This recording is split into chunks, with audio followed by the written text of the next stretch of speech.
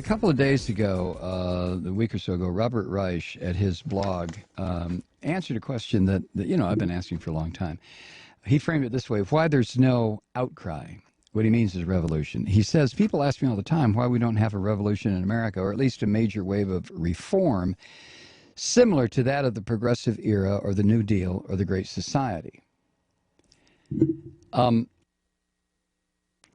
He goes on to say, middle incomes are sinking, the ranks of the poor are swelling, almost all of the economic gains are going to the top, and big money is corrupting our democracy. So why isn't there more of a ruckus? Sounds like Jim Hightower, doesn't it? He said the answer is complex, but three reasons stand out. First, the working class is paralyzed with fear. It will lose the jobs and wages it already has. In earlier decades, the working class fermented reform. That's where it came from. The labor movement led the change for the minimum wage, 40-hour work week, unemployment insurance, Social Security, just on and on and on. Someday I'm going to go over that thing again of what liberals have done and what the labor unions did as far as social safety net and progressive ideas in this country. Anyway, Reich says no longer. Working people don't dare. Wow. Think about that. I mean, that's like pre-revolutionary France. Working people don't dare. He says the share of working-age Americans holding jobs is now lower than at any time in the last 30 years, and 76% of working-age Americans are living paycheck to paycheck. I mean, see, these statistics, these real-world statistics are just unbelievable. Reich goes on, no one has any job security. The last thing they want to do is make a fuss and risk losing the little they have.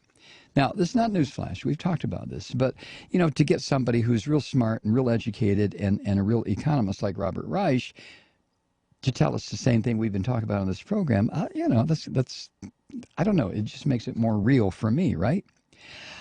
He says, besides, their major means of organizing and protecting themselves, labor unions, have been decimated.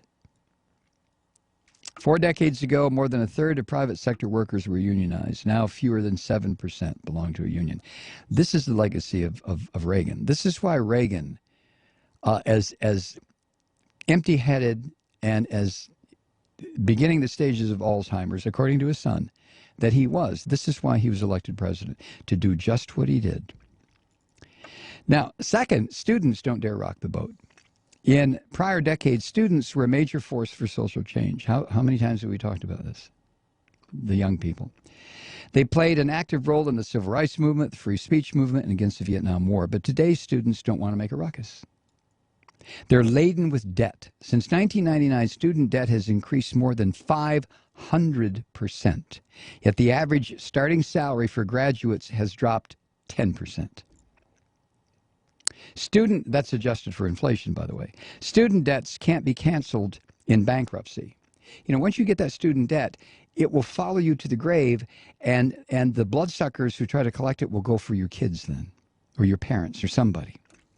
A default brings penalties and ruins your credit rating. This is student loan. Isn't that a great trap? Wasn't that a perfect way to neutralize the student movement? Wasn't that brilliant? To make matters worse, the job market for new graduates remains lousy, which is why record numbers of graduating students are still living at home.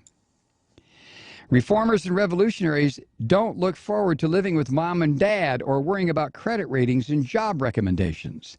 And third and finally, the American public has become so cynical about government that many no longer think reform is possible. Moi! Many no longer think reform is possible. When asked if they believe government will do the right thing most of the time, fewer than 20% of Americans agree. Boy, is that different from when I was a kid, right? 50 years ago, when that question was first asked on standard surveys, more than 75% agreed. Yeah, I remember those days. It's hard, Reich goes on, to get people worked up to change society or even to change a few laws when they don't believe government can possibly work. This is what the right wing has done. destroy people's faith in government by going into government and then destroying it from the inside. Reich says you'd have to posit a giant conspiracy in order to believe all this was the doing of the forces in America most resistant to positive social change. A conspiracy theory?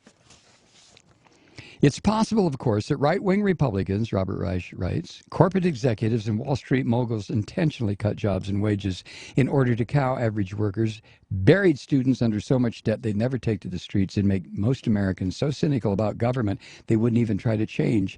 But it's more likely they merely allowed this to unfold. It's sort of like the argument, did the Bush administration make 9/11 happen or let it happen? Same argument. Isn't that interesting? Change is coming anyway, Robert Reich says. We cannot abide an ever greater share of the nation's income and wealth going to the top, while median household incomes continue to drop. 1 out of 5 of our children living in dire poverty and big money taking over a democracy. At some point, working people, students, and the broad public will have had enough.